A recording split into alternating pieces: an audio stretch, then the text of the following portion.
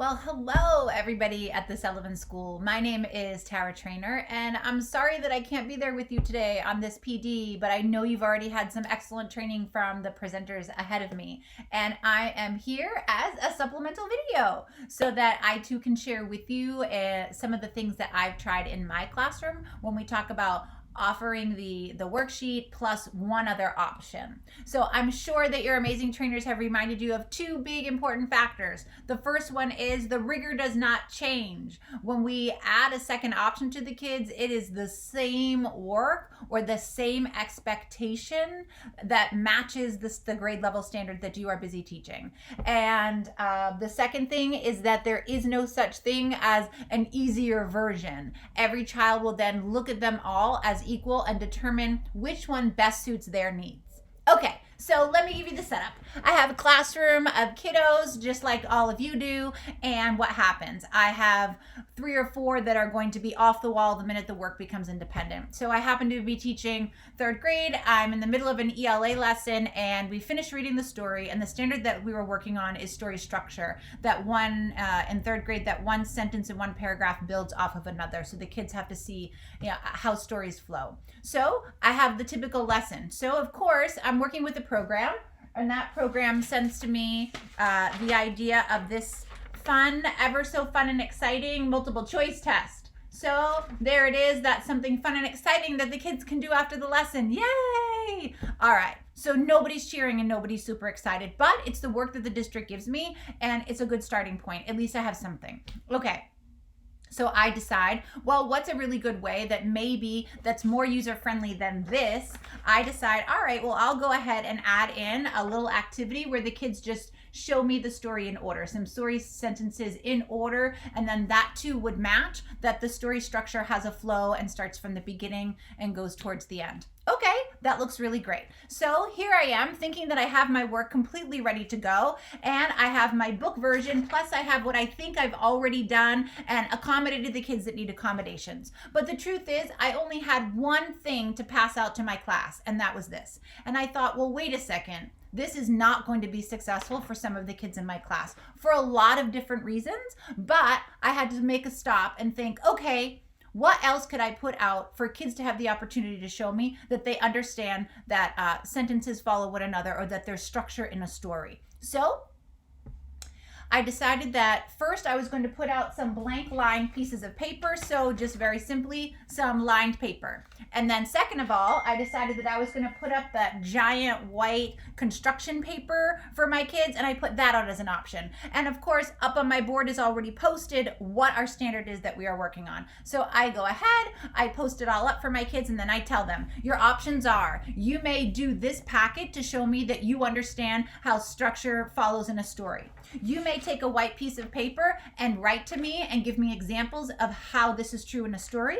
And you may take a big giant white piece of paper and draw or explain it in a way that makes sense to you, how structure follows in a story. So off the kids go. I put it up on a table, and it's up to the students now to go up and choose the lesson that they would like to do. So up they go, they choose their work. Now, it takes me about 2 minutes to realize that the class is humming and buzzing and everything's working well, but some of my friends who normally are off the wall in behavior, I don't hear anything. So the first thing that I think is that they've left the room, or that they're under a table, or that they're causing trouble in some way that right now is just to saying, like, I wasn't paying attention. So we go into Jaden drill, and in my room, a Jaden drill means Jaden is missing and he's somewhere and we've got to find him before I get fired. So off the kids go. One kid hits the hallway, another kid hits the hallway going the other way, another one goes into the bathroom, and then I have my regular checkers around the room that are looking under my desk, under tables, under places.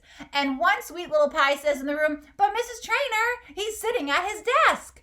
And so I look at his desk, which is about 2 inches from my rear end, and I turn around and look, and I see that Jaden is sitting there working, completely unfazed by the conversation going on about him around in the classroom. I look down, Jaden is doing some sort of work, so I figured this is a great time for me to kind of scoot away.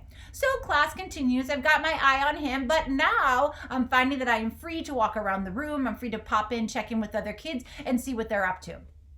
About 40 minutes later, Jaden finishes his work, puts it inside the finished work bin, which is pretty shocking for me. 40 straight minutes of work without a teacher spoon feeding answers. And I thought, what's going on? So I go over and I check out the paper, and lo and behold, Jaden has filled it out completely. And in fact, when I look on the inside and I look, he even has done every ELA teacher's dream, which is, of course, to write the page number where he found the answer to go with each question. Now, I say this all the time, and this is sometime in January that Jaden had done this, and I thought, he has heard me. So here it is, completed work by Jaden, completely independent in the finished work bin.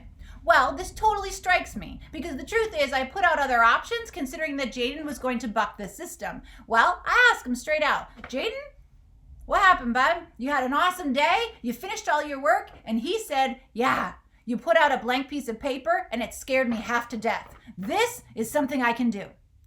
And I thought, all right, pretty impressive. So it either frightens kids half to death to have to do this work, or it can give an option to other kids. So, well, what options are we really talking about? So I have one of my kiddos, sweet, sweet girl. She takes the time and she does her writing, she does her work, and here she is. She provides for me all the evidence that she has from the story that then shows me that story structure goes in order. All right, that's pretty awesome.